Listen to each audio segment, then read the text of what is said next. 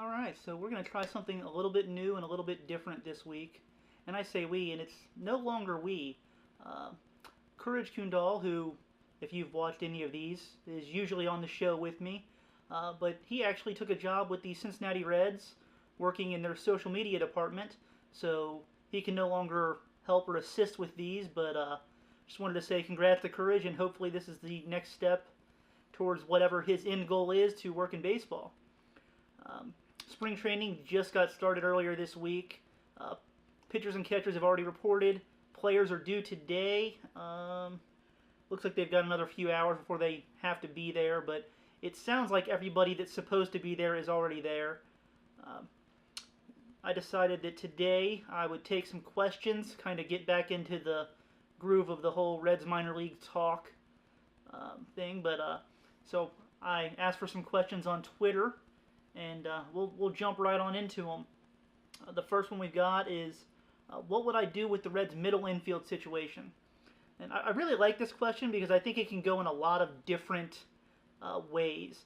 Right now they've got Zach Cozart at shortstop, and it seems like they're going to go with Jose Peraza at second base unless something happens in spring training, either really poor performance or an injury of some kind that either moves him to, center field possibly if Billy Hamilton goes down, or over to shortstop if something happens with Zach Cozart, be it an injury or a trade. I do think the Reds are still going to try and move Zach Cozart this year if they can. But that's kind of right here, right now. I think that in the near term, but sort of long-term plan, the Reds want to have Jose Peraza at shortstop and Dilson Herrera at second. Dilson Herrera hasn't really proven himself at the major league level, but I don't think there's too much left for him to show at AAA either. Right now, there's not a spot for him to play. And I think the Reds are going to try their best to get him up to the major leagues at some point this season to see what he can do. He will be out of options before the end of this, or before next year. So, they're going to need to see what he can do so they're better prepared for 2018 when it comes to what Dilson Herrera can do. Now, more on the long-term view, Nick Senzel actually plays into this quite a bit. Right now, Eugenio Suarez is playing third base. He's a former middle infielder. He played shortstop for the Reds for a little bit. And, he's got that experience. He's still only 25 years old. He's coming off of a season where he hit 21 home runs. That's really good power for a middle infielder. It's not bad power for a third baseman either. But it would seem that at this point that Nick Senzel is the future at third base unless Eugenio Suarez has a huge kind of breakout year or years in the future. Now, when Senzel is ready, they're probably not going to hesitate to call him up. But that kind of leaves you with the question of what are they going to do with Suarez, who, he is a quality major leaguer. If he does take that step forward and maybe, Jose Peraza doesn't, do what they feel that he can do, or Dilson Herrera struggles a little bit, maybe Suarez will slide over to second base or shortstop and push one of those guys to the bench. Maybe they wind up trading Suarez, to continue with the rebuild, to add more depth to their club, to acquire a piece that maybe they don't have at the time, that they can kind of do a swap with another team who needs somebody like Suarez, to kind of help both teams out. And that's more of a short-term, long-term kind of thing. I think if we look more like 2 to 3 years down the road, another guy we need to be talking about is Shed Long, who is a second baseman who is coming off of a very strong season split between Dayton and Daytona. I believe that he's going to be in Daytona to start the year this year, so he's still at least a year and a half, 2 years away. And because of the depth that they do have, there's not a need to rush him. He's only going to be 21 years old this year, but he definitely has the skills, it would seem, to be a quality big league second baseman. So that's another thing that you're going to have to look forward to as far as, what are the Reds going to do a couple years down the road. They have a lot of options right now. It just seems that most of them are unproven and have plenty of questions around them still. I think that it's going to come down to, if someone locks down a position, unless somebody in the minor leagues just blows the doors off, whoever takes that position first is going to keep it long term. But I think it's just going to be something that we're going to have to wait to see and let it play out over the next 2 years. I don't really think there's a solid answer as to what the Reds can do up the middle right now. The next question is, when should we expect to see Jesse Winker start in the outfield? Is it only going to be if Schebler struggles, or is it going to be later in the year? I don't think there's a very good chance for Jesse Winker to make the team out of spring training unless there's an injury that's going to be, long term, several months for someone who's playing a corner outfield right now. I think that the Reds want to see more from Adam Duvall and Scott Schebler. Duvall got off to a great start in the first half last year. In the second half, his power died off, but his plate discipline got much better. I think that they want to see if he can kind of blend those two things together. Still show good power, but also the ability to get on base more. He cut down the strikeouts a little bit. He added more walks. If you can kind of mix that player, it's a very quality player and something that you can rely on a little bit more than a guy who's going to be all power like he was in the first half, or a guy who didn't show too much power but got on base a little bit in the second half. The defense is going to play. He was a Gold Glove finalist last year, and he showed that he was very capable in left field. So I think they're going to want to take time and see what he can do, give him at least half a season to kind of show where he's at before really considering Jesse Winker, almost no matter what he's doing in AAA, I believe, before they consider putting him in for Adam Duvall. Same kind of thing with Scott Schebler. When he came up early last year, he really struggled not playing every day. And, they let him get, 5 or 6 weeks before they sent him back to AAA.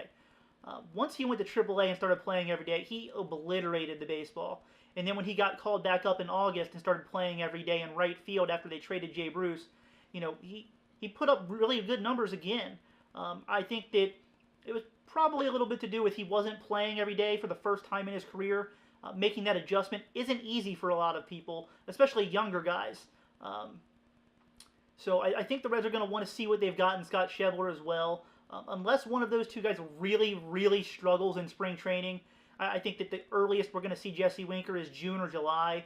Unless something happens along the way injury-wise. I just believe that the Reds want to see what those two guys can do before really pushing Jesse Winker forward, even if he's having a very successful season again in AAA.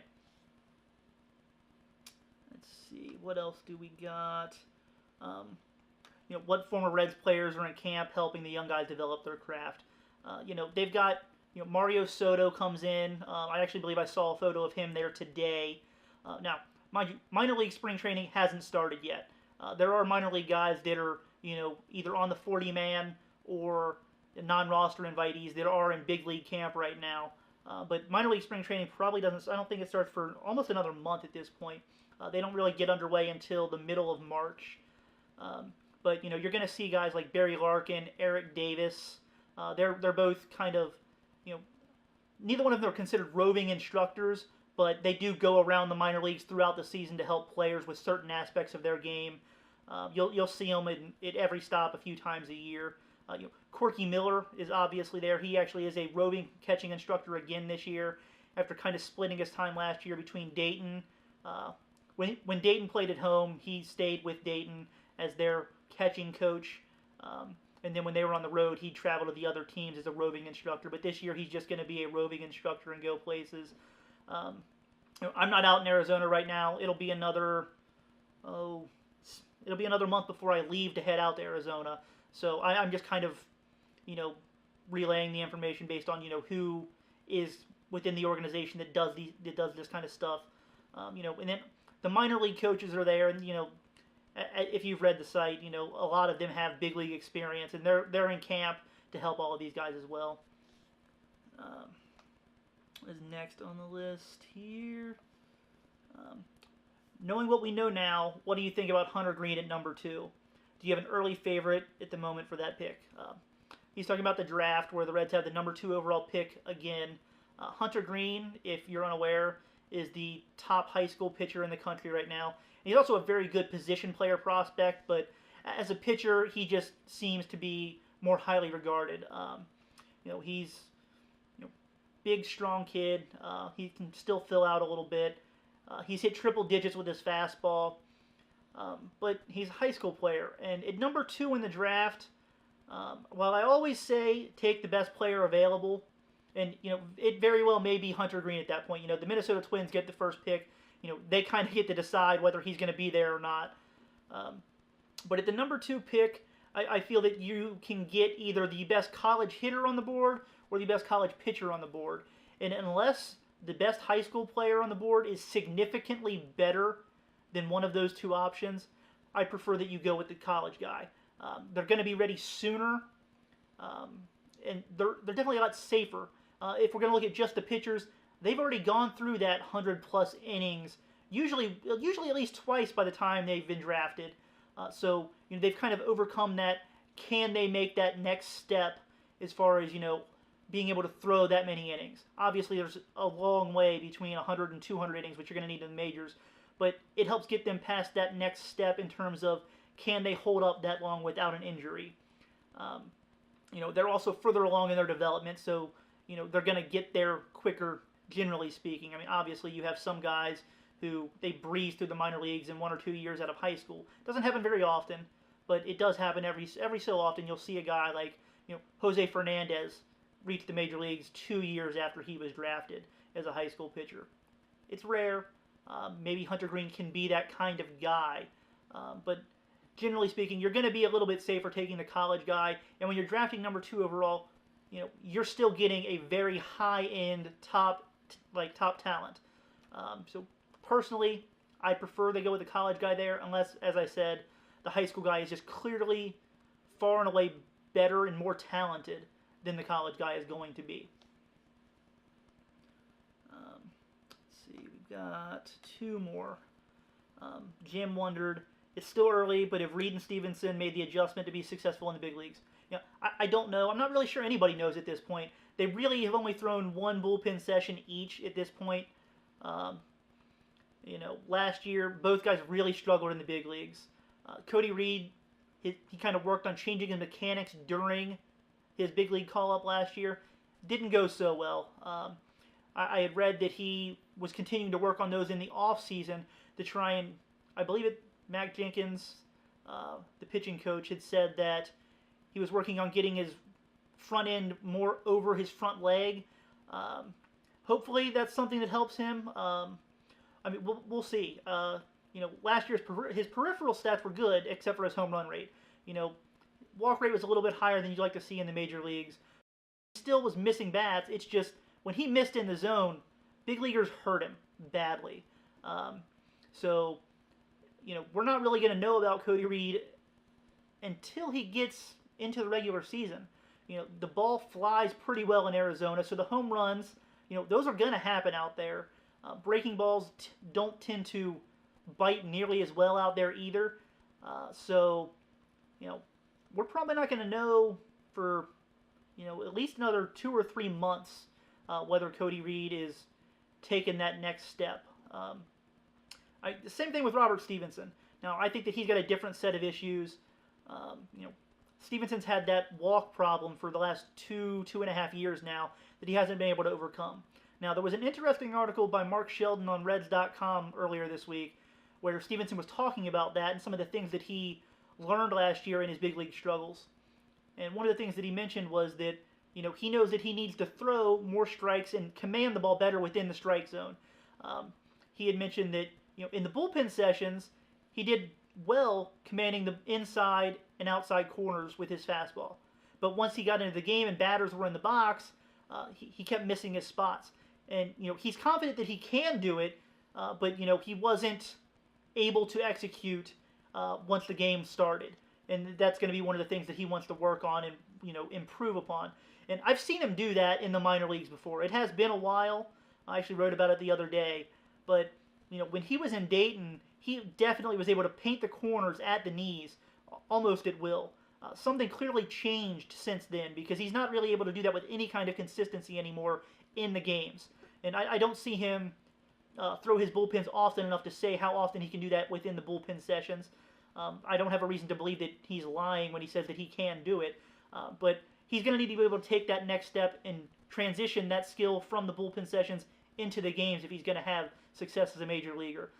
The stuff is clearly there, but he's going to need to lower that walk rate, which I think he's going to be able to do it. The question is, how quickly is he going to be able to do it?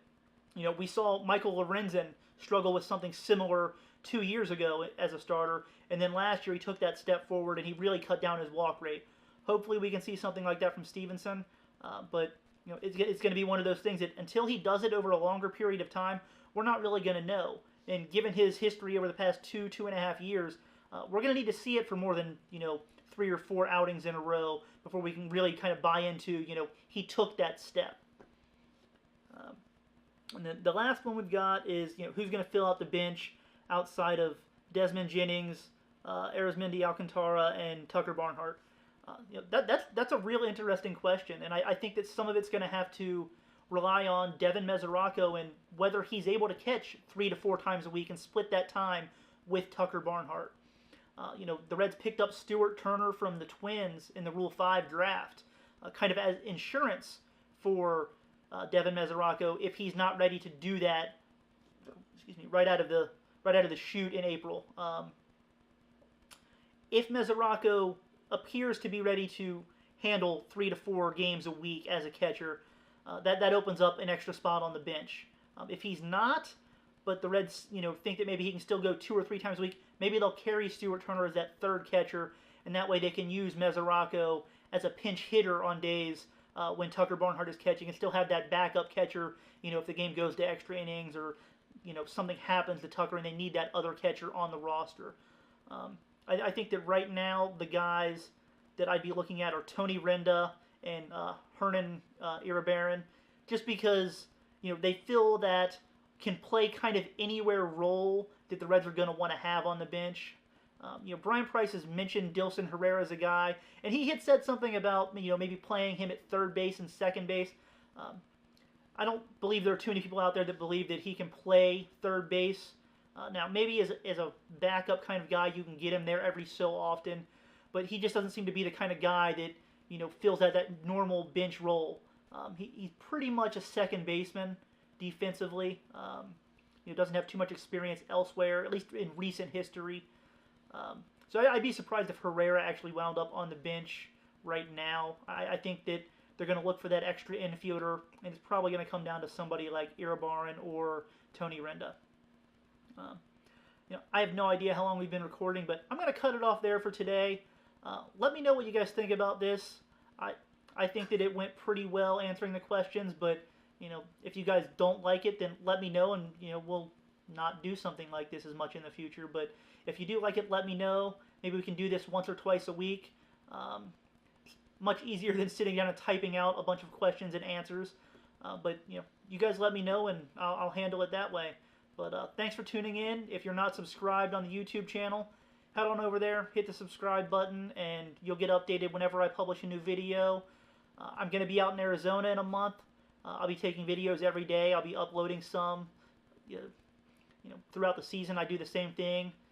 Get videos of the players in the games doing their thing. Always get interviews throughout the season with guys. So if that's the kind of stuff you're interested in, subscribe over on YouTube. Check us out at redsminorleagues.com, and we'll see you later. Thanks.